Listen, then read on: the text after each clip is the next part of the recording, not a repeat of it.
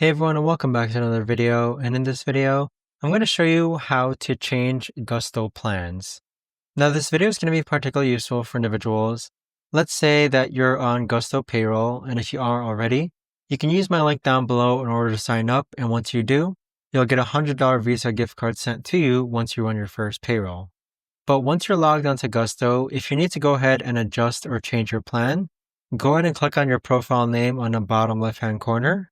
Then from here, click on Plan and Billing. And then over here, it's going to say Change Plan. So click on Change Plan. And then this is where you can actually go ahead and adjust your Gusto plan.